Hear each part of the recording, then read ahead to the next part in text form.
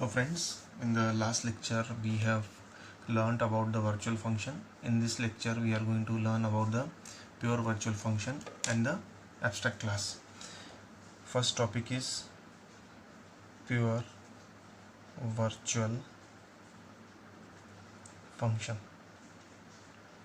Okay. And the next topic will be what? Abstract class. Now let me tell you how this pure virtual function looks like.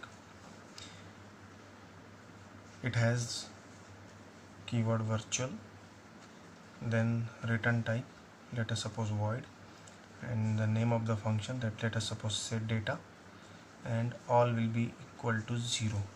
So that first virtual keyword is there, then void, that is a return type, and the name of the function. This all equal to 0. It becomes what?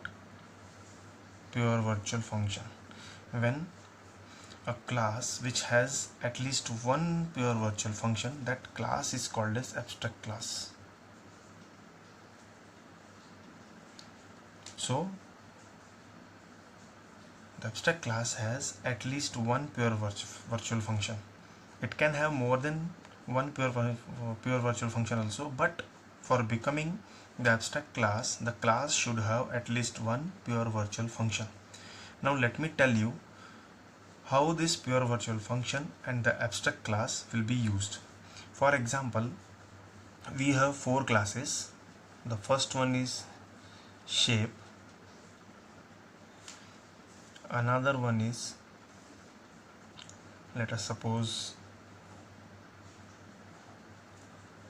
circle, the third one is square, and the fourth one is, suppose,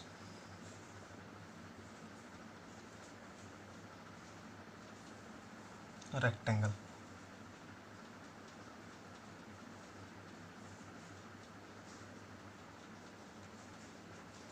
Okay. Now this circle inherits the class shape, public shape.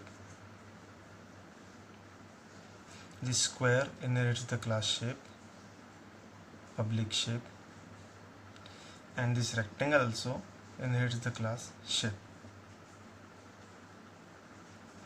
Now let us suppose all these classes, that is shape, circle, square and rectangle, has one common function, that is set data. Set data.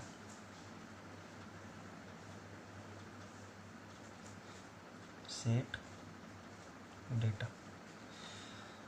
Now the set data of circle will be having different working than the set data of square, and the set data of the square will be having different working than the working of the set data of rectangle. For example, set data of circle will initialize the radius of the circle. Set data of square will initialize the side of the square, and set data of rectangle will initialize length and breadth of the rectangle. Now each of these set data has different working. Now all this set data will override this set data, because all these classes are inheriting this shape. That's why all this set data will override this set data of shape. Now suppose if you are going to give definition of the set data over here, obviously that definition will be overridden by this set data of circle, and this set data of the square, and this set of the rectangle.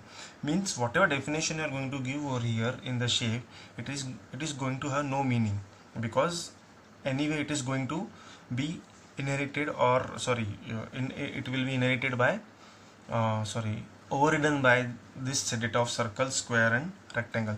So it has no meaning to give definition of this set data over here. So that's why we will only declare set data over here, and we will give value equal to 0. So this function becomes the pure virtual function. See, it has the virtual keyword, it has return type, then name of the function, all equal to 0. That's why this function becomes the pure virtual function.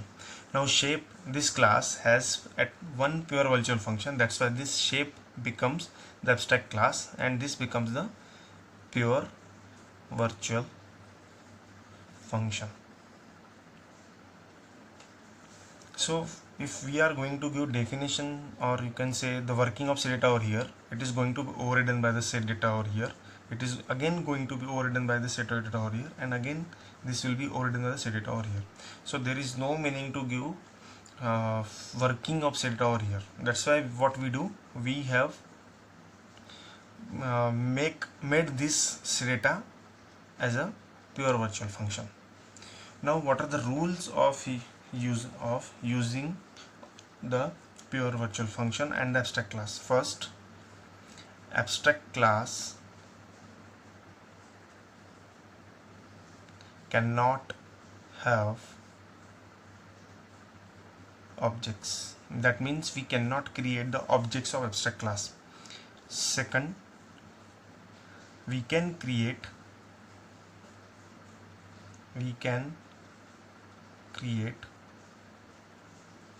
the pointers of abstract class. Third one, if derived class does not define or implement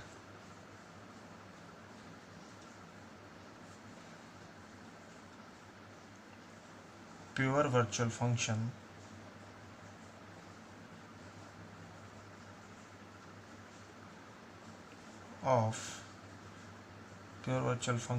of base class, then that derived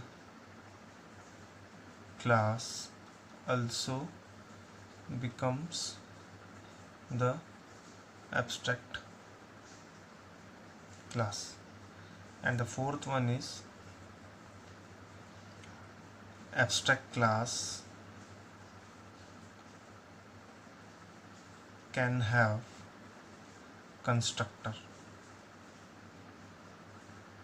So the first, second and fourth rule is very simple. Let us discuss the third rule.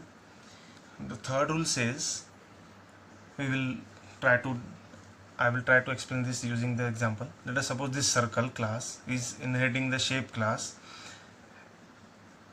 but it is not overriding the setData over here. Means it is not giving the definition of setData, and we are not giving the definition of the setData in the circle class. That's why this circle class also becomes the abstract class. Means the derived class should override the pure virtual function. If it is not overriding the pure virtual function, then it itself becomes the abstract class. Thank you. The notes I have already published, and the link of the notes is given in the description of the video.